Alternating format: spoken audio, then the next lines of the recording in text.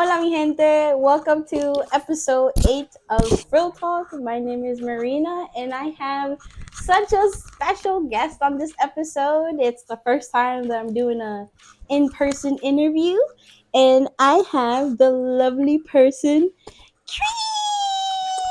Hi, Diva. Oh, this is gonna be good. I'm so excited to have you on here. Super excited.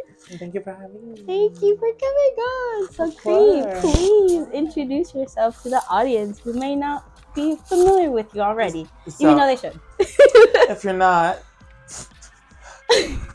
but my name is Creepy. I go by Lucy in my day-to-day life. I go by Creepy. A lot of people know me either through my Vocaloid things or my cover of She's Homeless by Crystal Waters. Some people actually know me through the Hooked on the Look episode that I did, like, what? That was a 4 years ago? That was a lot. Yeah, and like, from then to now, you can tell there's a bit of a difference. From just like being popping up everywhere. But mostly it's for the music, I would say, that people know me from. Yes, I mean, recently, Creep performed on MIKUEXPO VR. Me? Hatsune Miku was my boss again for like a month. That was fun. I still remember getting the email and I was like, because fun fact, I actually was supposed to do it in 2020. And then Yeah, she was also supposed to be at Coachella too. she was also supposed to be at Coachella. Fucking Did that ever Coachella! happen? No, I'm pretty sure like they canceled because I think it was like related to COVID or something. Yeah, I think, but like Yeah. the fact that they haven't even got her back yet. Yeah, is because I crazy. think the year after that was like Blackpink. It was some K-pop group. It was still a good choice. Yeah. but Oh yeah. I'm like, I literally was looking at the tickets, how much they were to go to Coachella. I'm like, Oh, even I was considering that. $500 just to see Miku. No. Sign me up. No. Oh. I would. They're like $500 for the whole Yeah, weekend. she would. Listen, if it would have been like Real, then we would have a completely different story. That's fair. But that's $500 just the ticket. Yes. We're not looking at hotel. Yes. We're not looking at Lodging, getting there, Like- eating, making sure you don't get diseases from other people. Yep. I would never. I'm a nice Christian woman. I'm a nice Christian woman who loves her 2.5 children. 2.5 children. Oh my god. So Oh, I boy. think we've gotten a bit of an introduction of who Creep is. So Creep, please tell us, how long have you been into Jfashion and how did you get into Jfashion? Oh, God. It is a convoluted story, but it is a good one. So it would technically start when I was about 15. I had a really shitty friend who would specifically dress in Lolita. And she would dress in these like really pretty dresses, only for me to find out they were angelic pretty and baby and meta and all that. And you know, being 15 and a dude and just like, you know, she wasn't the nicest about it. She's like, compared to me, you'll never look this good. Which I was like, okay.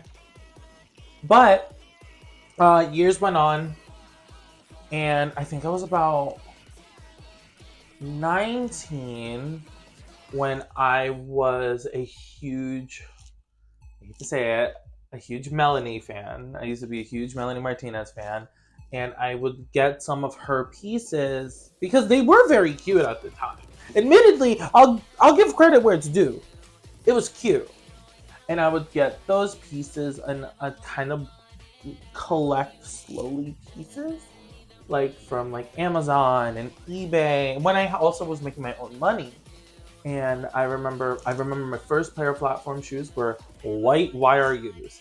They were white YRUs, and I remember I wore them to an anime convention with a denim shirt and leggings, and I fell. Oh. Really hard. felt really hard. Oh my. But it was really funny. I just got right back up and I kept going. And that was the first time I had also ever worn them. So that went on, and then it slowly went into Fairy K. And I was a Fairy K diva for a little bit, and then that led into Decora, which that's what a lot of people knew me. And then that went into Shokuhara, which for those who don't know, Shokuhara is it's roughly translated or literally translated to different skin.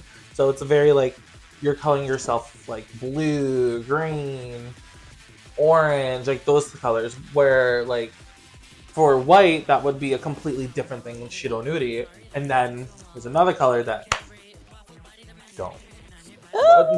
You know.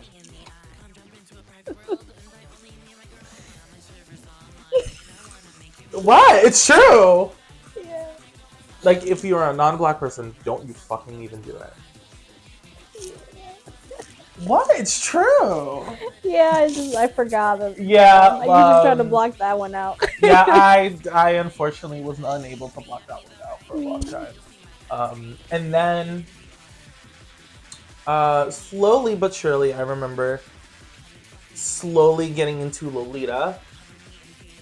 And I remember it's because someone I knew sold me an old school Bunny in Black dress. Rest in peace, Bunny in Black. I don't know where you are. Come back. I don't think anyone knows. What? I don't think anyone knows where they are. I want that Frankenstein dress.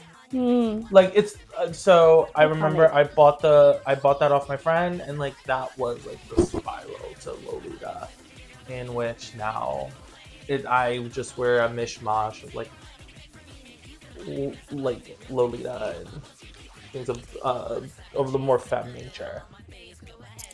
Wow, that sounds like it was a style evolution. I literally went through every style, and like even now I wear more goth and punk like outside of Lolita, and I'm like, ah, shit. Yeah, I feel like you wear a lot of like reds. Yeah, that's a recent one. Yeah, like within the past now, year, yeah. It's been very recent. I wear more reds. I love you in red. It's so pretty on you. You're so nice. I hope I'm nice to everyone. I'm like, oh my god! Like, I was gonna be like, oh my god, are you flirting? Are you flirting? Do you want me to be? Yes. So really, your music career is absolutely phenomenal. I'm a fan. Honestly, I'm a fan. So your music is definitely really intertwined with Jfashion. Oh yeah. So how do you see that relationship between your music and your style evolution, essentially, as well? Like, does that affect how you make music or how you feel in music? It depends. Back in the day when I did Decora, a lot of my things were very oriented around neons and all that. Like you can see it, like there's a song I wrote called Animalistic, and that's when I was really deep into Decora. And like you can see it clearly. You can see the vision clearly. Like even like when the girl gets out and like and everything happens at the end of the video, it's just like rainbow. Everything's just rainbow. And that was a whole thing for me for a long time. But I felt like, and even during that time period, I had a persona that was an eyeball head. Yeah, I remember. And wait, you remember? Yes. Oh. I didn't realize how long I've been listening to your music, but it's been a while. Gag. I'm a fan. No, I did not know this before you. Really? Yeah. So with that said, I am so sorry if you heard anything on Savory. I mean, hey man, like people evolve, their music evolves. Yeah, like, you know. But I had the eyeball head, and I was very into like Guro Kawaii and Kimo Kawaii, which I am still very much into. But I felt myself like kind of dissociate from that a little bit more when I got a little older. which led into me going into Mare Kawaii, which is like Nightmare Kawaii, which I thought was so. I love the idea of Nightmare Kawaii, like Mare Kawaii. It, but I felt myself kind of separate a little bit slowly, but I still incorporated a lot of the colors due to the rave culture that I was trying to get myself into. And nowadays, I'm still kind of intertwined with it, but I feel myself going more towards like neon pinks and red and blood reds and blacks and whites and like shades of black that like are very, very, very specific. And it's like, oh, that's a big sharp twist. That because everyone thought it was this neon, hyper neon person, and when they look at my closet now, obviously they see a bunch of Galaxy 6%. Like, I'm not gonna go with that. Yeah, That's my babies. But a lot of the pieces I wear have a lot of hardware, have a lot of chains, and are reds and blacks and whites. And I'm like, where'd this come from? which kind of actually, you sort of answered this already. This was like the next question, so thank you. But really, it was sharing some specific aspects of Jfashion that inspire your artistic expression, both in your visual style and your music. Oh, I have like specific like points, and the two that I can immediately think of is Sebastian Masada. Okay. Creator of 6% Doki Doki, set designer for Kiari Pami Pamu, creator of the Kawaii Monster Killer. And Sushi Delic. And Sushi Delic. But I will still always be so heartbroken over Kawaii Monster Killer. Yeah, I never got to go. I never got to go. It was so heartbreaking for me when they told me they were shutting it down. I think I cried for like 2 hours. Because I was like, I'm never gonna see. I definitely had the chance to go, but I don't think I knew of it when I went to Japan. That's fucked up. I know. But and I was wearing Jfashion.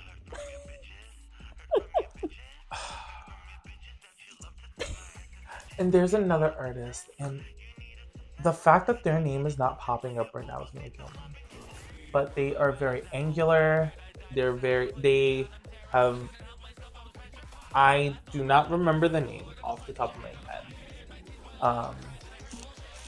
After this is all recorded, I'm probably gonna tell them immediately, and hopefully they can slide in what the name of the person was. Yes, don't worry, I'll have it. Thank you, Sony Vegas. I don't even know if you use Sony Vegas, so. Premiere Pro. Adobe Diva. Not sponsored. I wish. But could be. Adobe, hit us up.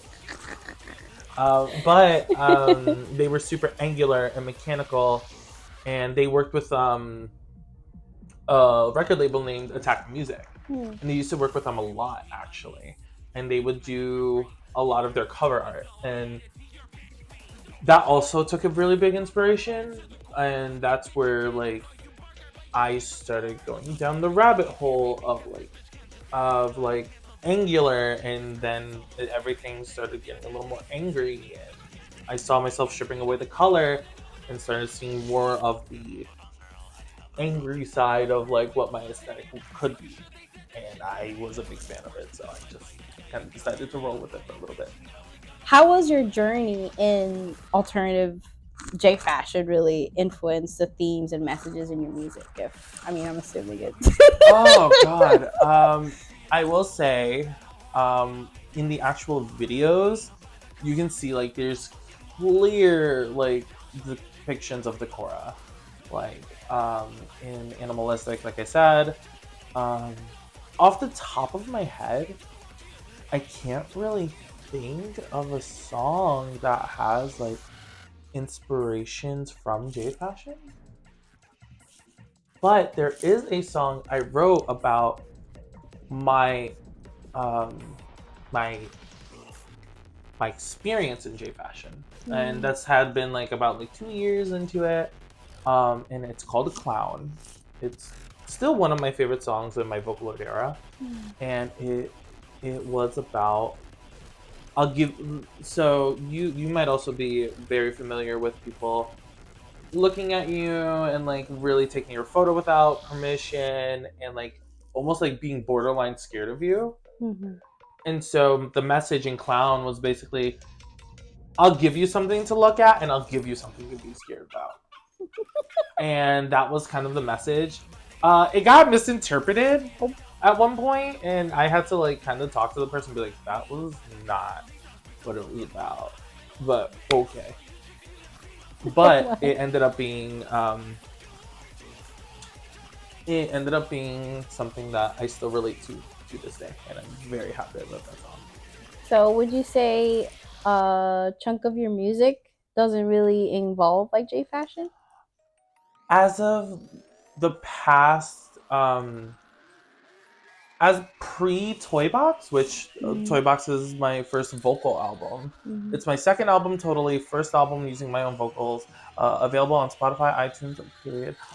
So It'll be on there, don't worry. In which a lot of the Vocaloid things I didn't really involve a lot of Jfashion. In regards to now, on the other hand, with Toy Box, if I go down the line of singles that I released via Toy Box, R.I.P. didn't have anything. Dog Walk didn't have anything. Facade didn't have anything. But it referenced things that I wore. VR had a little bit of an influence. There were pieces that I actually owned that we included, which I was a fan of. But I wouldn't say it was Jfashion more than it was rave. I'm trying to think of the other songs. It was R.I.P., VR, Dog Walk, Facade. And the last one was Fuck You Up Like Chucky. And that was a direct inspiration from Chucky, like Child's Play. I love Child's Play. And that had no inspiration. But, funny enough, after I released that, we released the Bop It and Utopia. Bop It had a lot of Scene Kid inspiration. And I know a bunch of you used to be Scene Kids. And now you're all Lolitas, Deco kids. I know you were one of them. The scene to Lolita Pipeline is crazy. And Utopia actually was inspired by Kogal. Oh, like if you look in the thumbnail, it's Kogal. Yeah, okay, and okay. Because there was when I was a VTuber, I was a Gadu. I was a gal, and you didn't mention that in your Style Evolution intro. Because that was on as a VTuber. I was a VTuber. Which fun fact, I was a VTuber, and we can talk about that later.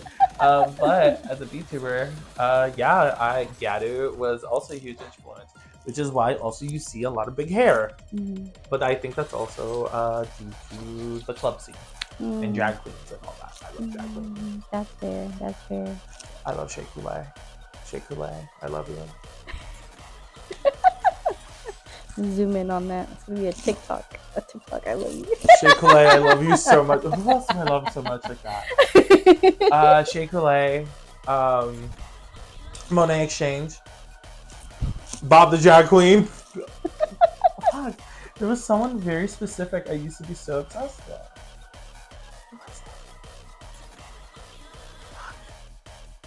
It is not popping. Maybe their name changed. Maybe their name did change. Oh no, because it wasn't Drag Race. It was Dragula. There's two people I love so much. No, three people. Dali, Hoso Teratoma. Hi Hoso. And Fantasia Royale Gaga. Oh my! I love her.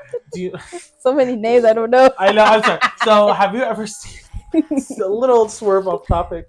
Have you ever seen a drag queen like I am so sorry. With her breasts are like out here, right? And like she's lip syncing, and you see her move them individually. No, not in No, oh my god, not in real life at least. no, that's a video. That's a video. Oh yeah. If you've seen that, if I'm correct, that's Fantasia. Oh. If I'm right, I might be wrong. Oh wow. But also shout out to Dracula. I love Dracula. So going back into the topic. So Jfashion often, I mean, we all know this, it involves a sense of creativity and self-expression. How does this align with your approach to your music, and how do you find similarities in the creative process? Oh, it's punk as fuck. It's punk. The start of Jfashion is punk. Yeah. It's very punk. Like, I don't agree. Like literally, Lolita is like one of the like, I would almost say borderline like one of the more punk fashions in Japan. Because yes, you can have the tattoos, you can have the piercings, but like, you know, some people can look over that. Mm-hmm. They can't look over what you're wearing. Mm-hmm. And like the fact that in Lolita, that people like, you're just hyper feminine to some, like, and you are going against the standard that, like that people have put for you. Like, that's punk.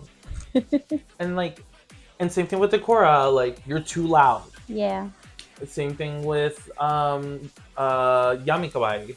Like, oh, don't talk about that. Like, it's all punk. Mm-hmm. And that's where like everything kind of lines up perfectly, because it's like, I would like to consider myself a punk bitch. Mm-hmm. And which is why I am unapologetically like myself in these fashions and all this. And I'm punk as hell. I may not look it. So am I. Exactly. I think everyone has a sense of punk in them. Mm-hmm. And it's not because of their fashion, it's because of what you're doing, as opposed to how you look.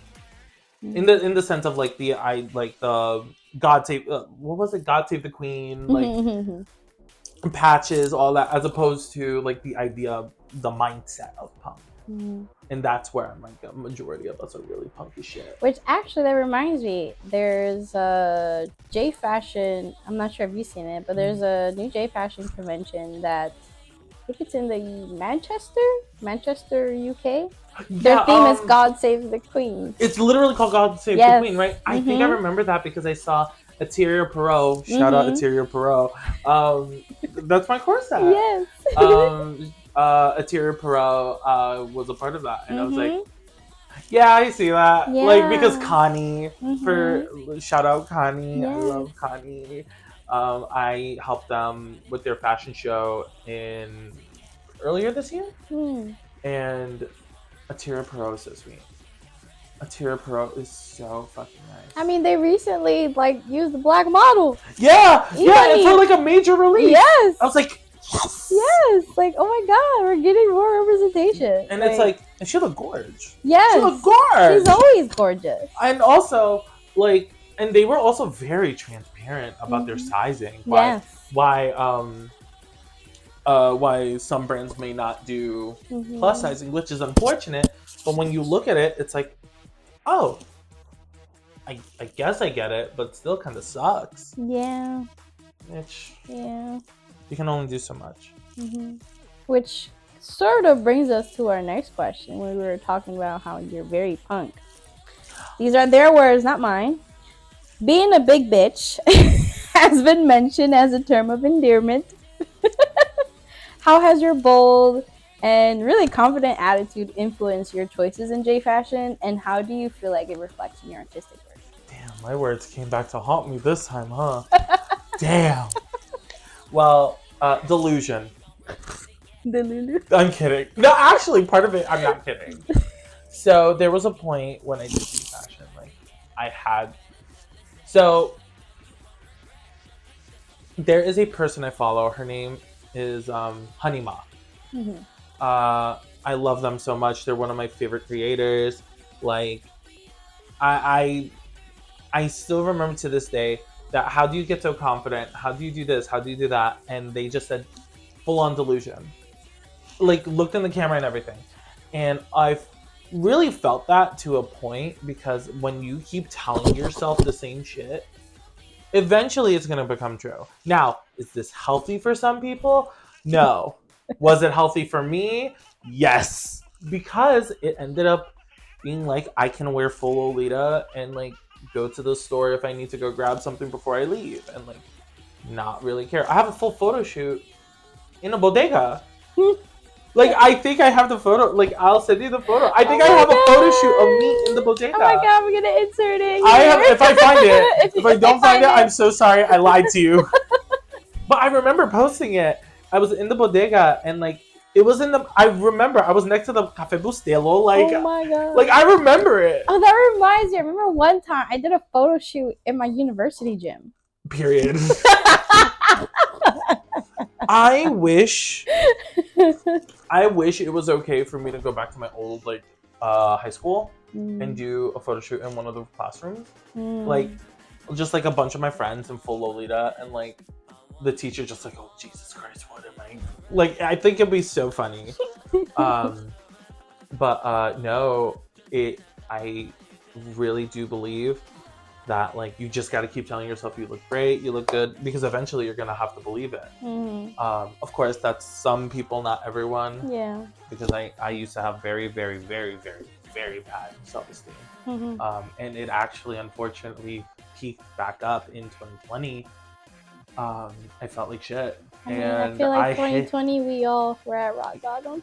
Yeah, but like I hid since until 2023 until like February of this year, and then I decided, you know what, I'm tired of hiding, so I ironically posted a TikTok with me to a Melanie Martinez song that was like it's somewhere on TikTok, but it's basically me in new Lolita, and which does the screenshot of me in the Hotel Look video.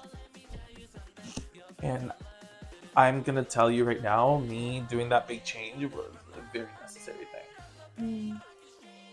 Damn, I had so many good looks in 2020. I wish you all saw that.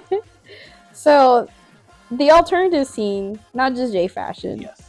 is known for its inclusivity.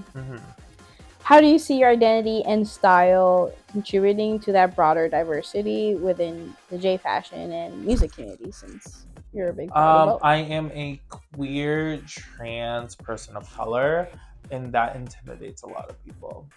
And you're very tall. And I'm very tall. Very tall. Like I'm telling you, like this is inaccurate.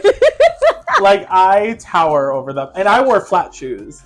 So I was expecting you to come in platform shoes. Honestly, everybody. That's the thing. I only own, I believe, 4 pairs of short shoes. I own 2 pairs of good sneakers, my TUK boots, and what was the other pair? I think it's 3 pairs of sneakers and a pair of boots. Everything else is at least minimum 3 inches off the floor. Or chanclas. But I come from Brazil. Yeah. Like anyone Hispanic, you have a pair of chanclas in your house. Don't lie to me. Yeah, right there. I have my pair. Literally, you have the right there. Like, you can't tell me nothing. But just my presence alone is already contributing a lot, and it's also how I bend the styles a lot. And I am a very open, very queer, very loudly, I speak very loudly about being Brazilian. And I speak, when I'm able to speak about things, I'm very open about it. Like, I wouldn't say I'm as punk as they come, because like physically, like I cannot do a lot of things. I can't go to protests, I can't do all those things, but in regards to like the alternative scene in general, like what I offer is that like I am someone a lot of the like really gross parts of the alternative scenes, including especially in music, are afraid of. I'm a loudmouth. I talk shit in their face. I'm not scared, and if I have to fight, I'll do it in Lolita. I don't give a shit. I've done it Lolita before. I've absolutely done it. I remember. Here's a good point. I remember I had to fight, and my platform broke, and so I used the platform as a weapon. Oh my god! Do you know the Demonia stack? Yes. So the bottom part ripped off, and I threw it.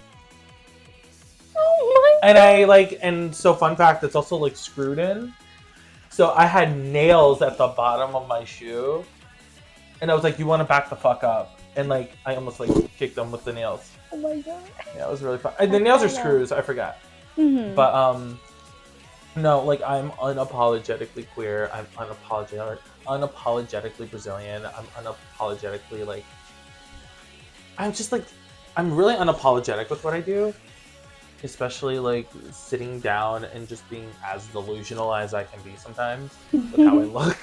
Like I look good, even though I know in the back of my head, like hours later, oof, girl, you thought you ate that, girl. You left crumbs. You left crumbs. So you sort of answered this a little bit earlier, talking about some of your influences. But are there any specific Japanese fashion designers or subcultures or any historical periods that's had a significant impact on your style? And if there has, how do you incorporate these influences to your overall aesthetic or your music? I would say just the entire time Fruits was around. The entire time, especially the early 2000s. And also just like, not just in Jfashion, but like obviously like in pop culture in general, just like how new everything was. And I look back at that, and then I look at now, like for example, a good example is like Decora. What we see now is nothing what it was before. Right. It was very toned down. Right. But then when we look at like the 2000s, there's such like now compared to the 2000s, there's such a refinedness now of all the styles as opposed to in 2002, where like Decora was like really out there, and Lolita, you were still trying to figure out like the different subsets. Like there were there were smaller subsets, and Gyaru was, don't get me started on Gyaru, that shit was booming. Yeah. Popping off, yeah. And nowadays we're just seeing a full 180. Like shout out to all the gals. Yeah. Shout out to all the gals. Honestly. Like I genuinely think this, and I say this with my whole chest. I think COVID-19 revived gal. I stand by that. And the reason I say that is because TikTok revived the gal. TikTok single-handedly revived gal. And it's not to say that it was dead. Right. But it's like similar less to like Decora. It's like similar to Decora and similar to like Lolita was always there. Decora, she was almost on her way out. But Yaru, like there wasn't as many gals. But then TikTok happened. Like gals everywhere. Yeah. Honestly, yeah. Like if you think about it, like gals were everywhere, especially now. Now there's communities, there's TikTokers like who do manba and nanguro, and I've seen Hime a lot recently, which I love. Hime Gyaru, like and Kogal. Yes. Kogal is another one, especially with Gal is Life. Like if you watch the music video, if you see the schoolgirl, that's Kogal, and like that's what I've seen a lot as well. Wow. So, sort of jumping to about your Vocaloid journey. Your journey in Vocaloid in the Vocaloid space has been pretty dynamic. Has it? I think so. So, how has your personal style in Jfashion evolved over the years, and how do you find it correlates with the themes in your music at that time? If you want kind of the blunt answer, which is fine. Which is okay. The blunt answer is trauma. Oof. It's trauma. When it comes to, so it kind of goes hand in hand with my Jfashion, where it's like I wanted to be this so bad and I couldn't do it, and I was always being called the fat one, the big one, the hairy one, like I was called a lot of heinous shit as a kid. And then in the Vocaloid scene, I just like had always endured, like I was finally talking about my trauma and being able to open up that book and let myself finally process everything that happened to me. Also led into like how earlier I was talking about that friend in which I then started exploring Jfashion. And I feel like had I not opened that book, I genuinely feel like I would have been, and this is really scary to say because I thought about it for a long time, had I not opened the book to Vocaloid, I think had I just like kept that book closed, I think I would either, and this is gonna get very dark, so please forgive me, I would have either been some form of sports star because of my size, or dead. And that's kind of the reality of it. Because let's be real, I can't even see myself not queer. And it's sad. It's a very sad realization to some people where it's like, if you didn't come out as queer, how would you be? And some of us think we would have died. Yeah. And it's sharp. It's a sharp pain that people don't realize. But once we realize that and realize opening up and as like queer people, they're like, damn, I'm so happy I went down this route. And I'm very happy and I'm very proud that I ended up coming out as a queer person. Even if like, you know, I think gender and sexuality are very fluid, but at the same time,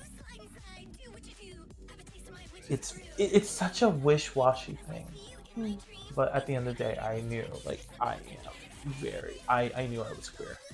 And had I not come to that conclusion, I would say I'm scared to know what would have happened. I'm very scared to know what would have happened. And I don't think about that often. Because it gets very sad. Except for right now. Not laughing at them. It's okay, you can laugh at me. I do it all the time. It's okay, I laugh at my trauma all the time. Also, I make jokes about my trauma all the time. So, to be fair. And I also write it all out and it turns into bigger things. It can be like small things, like people looking at me funny, clown, to really serious abuse situations, exorcism. Which, fun fact, exorcism was supposed to originally be posted on Halloween, but it was posted 2 weeks before Halloween because my abusive ex hopped back into the photo. And I got really scared and I posted that as a get away from me. And he got away. And I came back with over 10 million views on that. So I'm like, I win. W. I miss them. I miss W. W. The idol group W. We love you. Do you remember that group? I don't think I'm very familiar Were you with a them. Hello Project fan at all? I was a little bit. Do you remember the twins? Vaguely. They looked like the twins. Oh, yeah, that was okay, W. Okay. Oh, they weren't really twins, but I was like, oh. They looked so like one another. I was like, that's so cute. The idol culture ruined them. It did. They literally. It's because she was smoking a cigarette is the reason why they broke up. Idol culture. I will never forgive Hello Project for that. Idol culture ruins a lot of things. Shout out to Melancholia because I know Melancholia will also say the same thing. Actually, shout out to a lot of the idols. Shout out to Kai Guy idols. Shout out Paida. Paida. We love Paida. I love you. We love Paida. Stream Sick of Humans by Paida. I produced that. Ooh, yeah, fun fact. That's so cool. Yeah. So speaking of performance and all that, my favorite questions. So performing for events like MIKUEXPO VR 2023 and Digital Stars is a significant accomplishment Yes, it as is. a Miku fan, and it's obviously in your career. How does your if you did, how did your Jfashion play a role in creating and captivating a stage presence, especially in like the virtual realm? Okay, Very interesting. so this is where I get to talk about being a VTuber. In the virtual sense, oh my god, jump scare! Lady Gaga just appeared in the head. Oh my! And because like she has the line of, but in the cultural sense, and I'm like in the virtual sense. Oh, okay. But okay.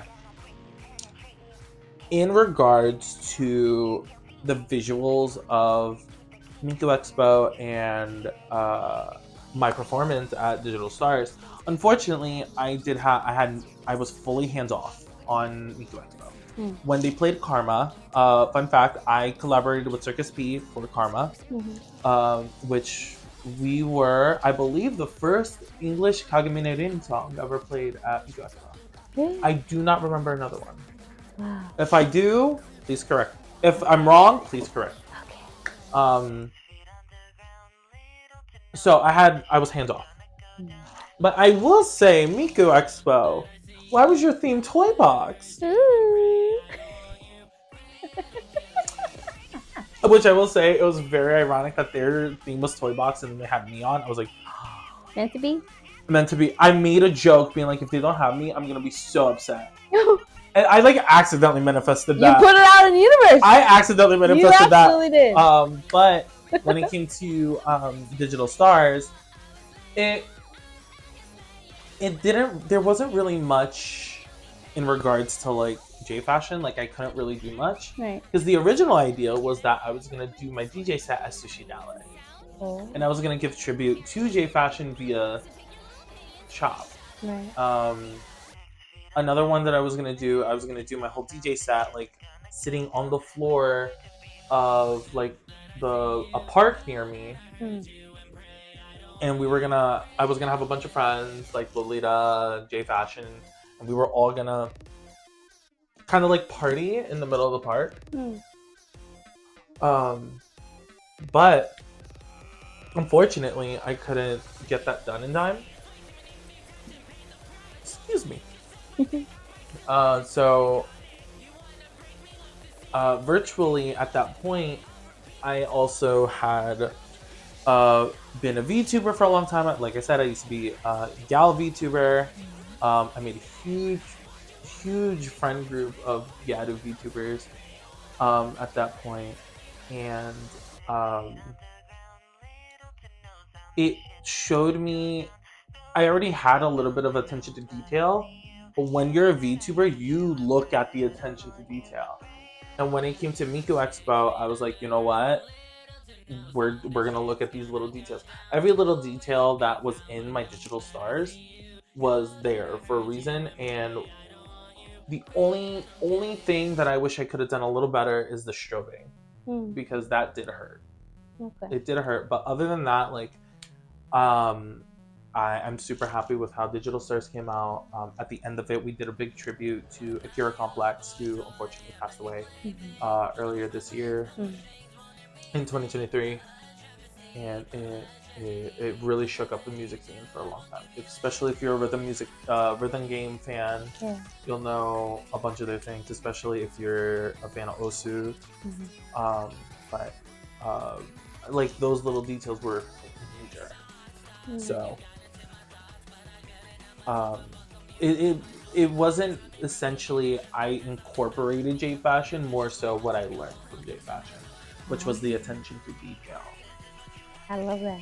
That's so cool. Yeah, that's so cool. Because like all of us have these outfit rundowns.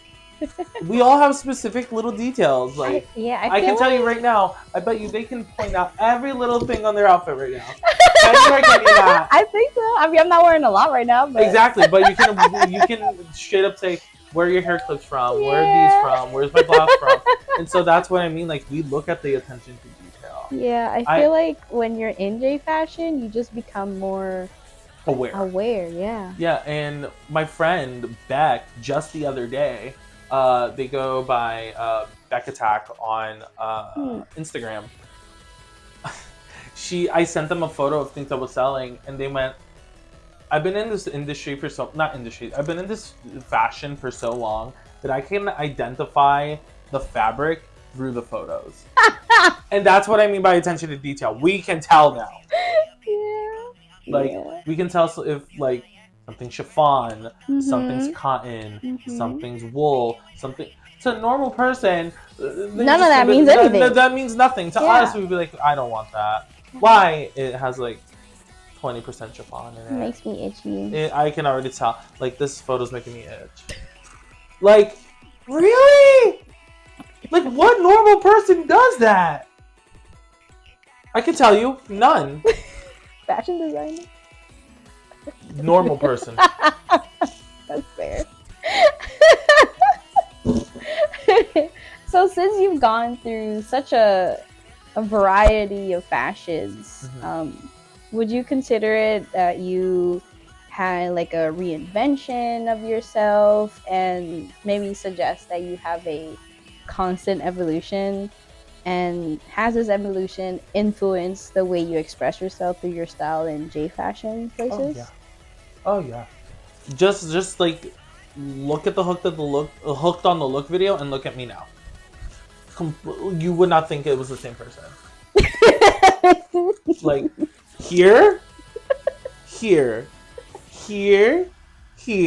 Like, we are not the same person we were. And in all honesty, if you haven't grown in some way, shape, or form, like, what are you doing?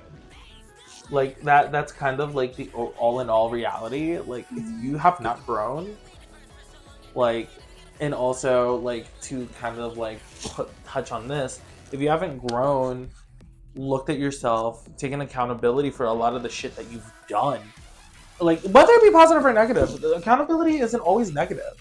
That's like something people forget too. Yeah. It's like, take accountability. Like, I sure will.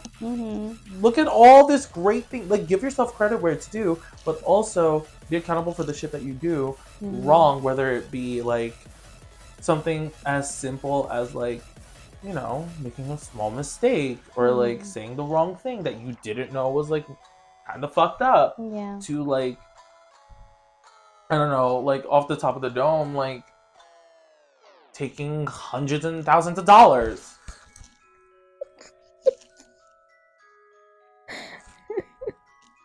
Yeah. Okay, maybe not hundreds of thousands of dollars, just thousands. But just like being able to grow up, and I do mean grow the fuck up, to where you look at what you've done. Like, I'm not a fucking saint. I've always said that I'm not a saint. Like, in my day-to-day life, I say very unsavory things, but this is also things that I've reclaimed as my own. But like, if you haven't looked back at your things and cringed in some way, shape, or form, you know, I don't think you may have fully grown up to that point. You know, maybe some things are like, ooh. It doesn't need to be like, oh god, get that away from me. But like, it could be like if you do a little, like if you like wince at the idea, if you reflect and you go, ooh, bad idea, then I think you're in the right path. Yeah. Otherwise, I do think that, like, for the most part, you should be proud that you can hold yourself accountable and be able to like look at all the positive and look at all the negative. Like, there were a lot of shit that I used to do as a child that were really shitty. Like, I think this is gonna be the first time I actually talk about this, but like, when you look at me, it's also a little obvious, but I used to like be a 4chan girl. Like, I used to be on 4chan, but now I grew up. I looked at that. It was not good for me. Mentally, it was not good for me. And now I did a full 180. And like, do I regret a lot of the things then? Yes, of course I do. But I don't regret it to a point where it's like, I can't live on, but it's like to the point where it's like, no, I regret like saying some of the things I said or the things I did. But it was also like, I mean, I atoned for all of it. Yeah. And I'm always willing to atone for shit. But the fact of the matter is, it happened. The only thing you can do is move forward, because if you don't, a bitter person is what you will become. And I learned that the hard way, because I unfortunately at one point also didn't grow up. But once I did, you grow up. You wake up quick. You wake up very quick. Yeah. And you learn that just everything's a little too short, and you learn that quick. And I'm happy to say that I've learned that very quickly. And like, I don't really have many regrets anymore, because I said what I said, and I'm gonna continue to say what I said. Of course, if corrected, I'm always willing to be like, you know what, you're right. Even like just this past week, like I made a big boo-boo. Like nothing like major, but like I thought I knew the information about something. Just because it is like private information, I'm not gonna say what it is. Yeah, right. It's between me and my friend. They explained like, no, that's not what happened. This is what happened. And I was like, oh, oops. Like I like literally just have to apologize and move forward. And I will say, like, shout out to all of my good Judies who held me accountable. Because if you're friend, like, while yes, you can hold yourself accountable, but if you're just around a bunch of yes men, ooh, like you're not gonna grow up, you know? Like, if you're just around yes men, and like, I don't know. At that point, I'm just gonna look at you and be like, you need therapy. Because it's like, is rejection sensitivity that serious for you? Yikes. You know, all the blessings of all the worlds. What? All the blessings of all the worlds needed. Yeah, and but like also hi, as someone with like rejection sensitivity dysphoria, like I get it, but I'm also like, get it together. You take care of yourself. Literally. If you don't take care of yourself, like, it will show. And trust me, for me, when I was in the Vocaloid scene, it showed. Very seriously, it showed. Which is why I ended up making the decision to leave the Vocaloid scene, which was a very good decision. Because 3 years later, She's Homeless came out. Like, She's Homeless, like, was released 3 years ago, and I'm just now reaping the benefit of it. Which, by the way, thank you everyone for supporting that. Thank you for supporting me for so long. That was a surprise. That was a genuine surprise. I mean, a lot of people think that, I don't know what's people's opinions of me, but they think I don't know a lot. So I have been into a lot of random fandoms. Yeah, like, that was one I like just never... for me, there was one where, like, I was also like into raving. It was like in like middle school, was like one of my first like. Would you say raves or rave? Oh, it was a rave. Okay. Yeah, like, it I was know a lot of divas. Like, listen, I love my divas, my young divas, but like their rave would be just like a high school rave. Yeah, no, this is we were talking. When I say rave, I mean like we were in the cave. Yeah. Like we're in the nowhere. Underground. Yeah. And like, you know, exposure to a lot of experiences as a young child. Which I'm gonna take 99% sure that they should not have been. Yes, absolutely. Which also, I will say this for everyone in the back. If there are children in your circles that they are allowed in, that they aren't allowed in, make sure to protect those children. Yeah. Protect them. If you don't, and you... I think as adults we should protect children. Absolutely. But if they're in spaces that like they shouldn't be in, do not be afraid to kick them out. Yeah. Be like, you're not supposed to be here. Get out. Yeah, I agree. Because we have this sensitivity of like telling a child no makes us look like a bad person, and I think that has to also do helping that person. It's helping that child. Like they're not gonna understand now, but like later in the time they're gonna be like, damn, they really helped me out. Yeah. And that happened with me multiple times. Especially like I feel like in like the early like 2000s, When the it was internet like was like really booming. yeah, it was like easy for children to like get into spaces because I feel like all the security for children wasn't like really like not necessarily established, but just not followed through. So, remember when I said I was on 4chan? Yeah, like it made it really easy for children to invade into spaces that they should not have. Like, Yeah. It's old. And it's 8 p.m. Where's your children? Like, do you know where your children are? Yeah, on fucking 4chan. like, we also like it's so funny like thinking about that type of thing and be like, nowadays we really just fucked up and just like stopped listening to the Don't Talk to Strangers, huh? Yeah. Dare, the DARE. Yeah. Oh baby, we all broke that. We all broke Dare. Ooh. Ooh, yikes. God, I still remember. It was a very interesting time. It was a very interesting time. Like, weed is bad for you, and now like years later, years like recreational, like in so many places now. And then like we almost abolished like cigarettes, but then which we should have definitely done that. Yeah, but then alternatives were not great. Born and made it easy for young people to. Because it tastes like blue raspberry and cotton candy. It smells great, but not great for you. Don't get me started. Dude, it's like wearing perfume. Shut up. It's like wearing perfume for your mouth. That's mouthwash shit.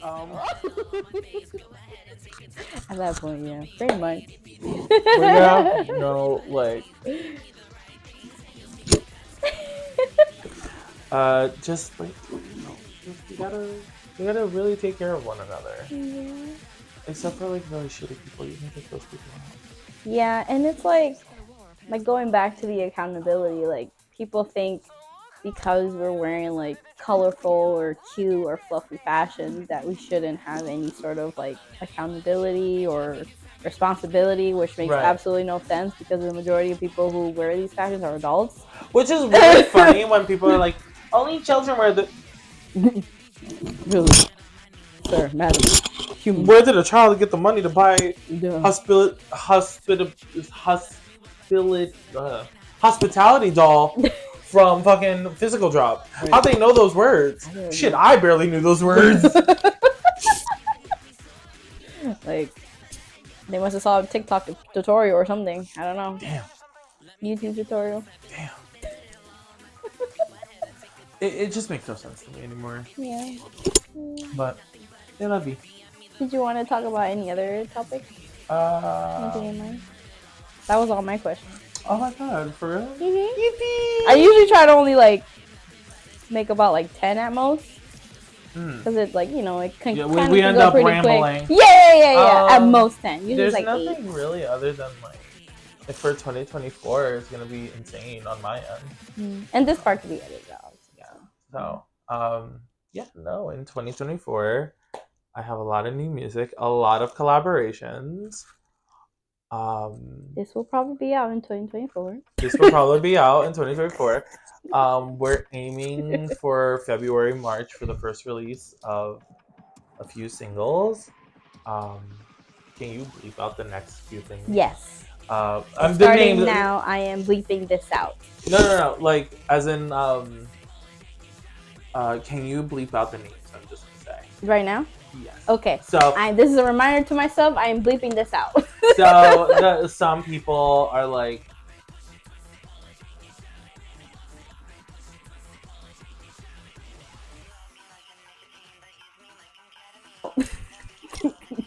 make sure to bleep out my mouth too, because I'm not gonna say anything. But some of the fans of these people, y'all are sneaky. That is all you're seeing. Y'all are sneaky. That whole segment was just like bleep out. Like, and let's not forget like.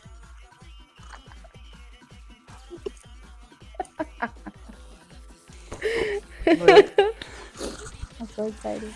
So You're telling me, like, I get to also like work with other like people I used to work with. So like, It's also gonna be this is also okay. gonna be This is bleeping out. Like- Reminding to myself when I watch this to edit. so with again, and like just a bunch of new people as well. Like I feel very confident in these skills, and then maybe a full project at the end of the year, maybe At the end of 2024. at the end of 2024, Okay. maybe. We're at Let's end of just say 2024. there is a fuck ton of singles coming out, and they're all just on their own. Wow. And I'll probably play you something when this all ends. Wow. So exciting. Thank you so much, Cree, for being on Frill Talk. Thank you for having me. I'm so glad we're in the same area. Literally, like, what are you, like 20 minutes away from me? if that. Yeah, I feel like you Like- said 20 minutes, but then it was like 10. Well, to be fair, I was also like in the Uber. Oh, okay, And, okay. like, I think by that point I wasn't 20 minutes away. Okay. Like I was already in the Uber by that point, and like I don't know how far it was at that point. So Pretty much 20 minutes. That's yeah, okay. by that point I was 20 minutes, but I think it was further away. You know what's so funny? We were supposed to do this back in like November. It's so we kept rescheduling. I'm a busy girl. It's okay. I'm a busy girl.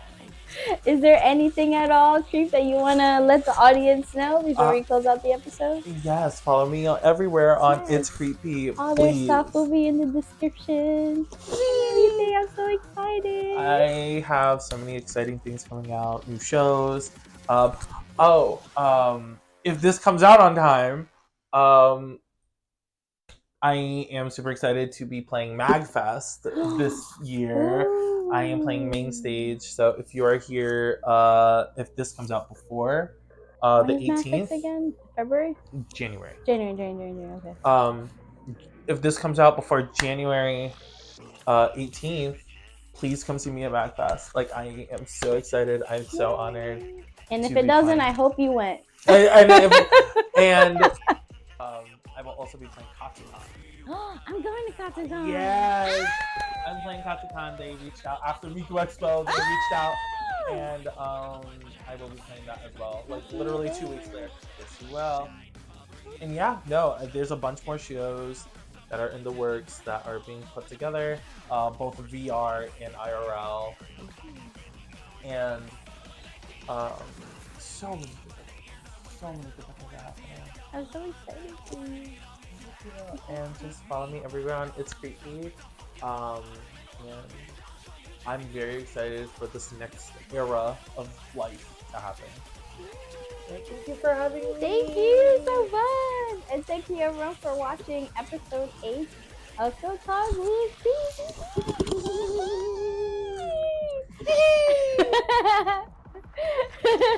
I really hope people know where the hee is from.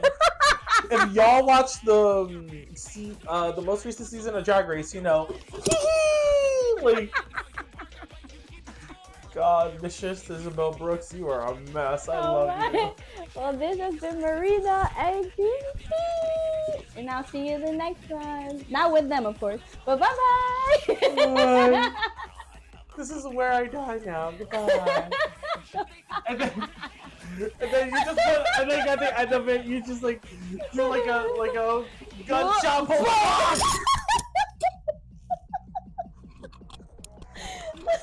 I hope that's how you end the episode.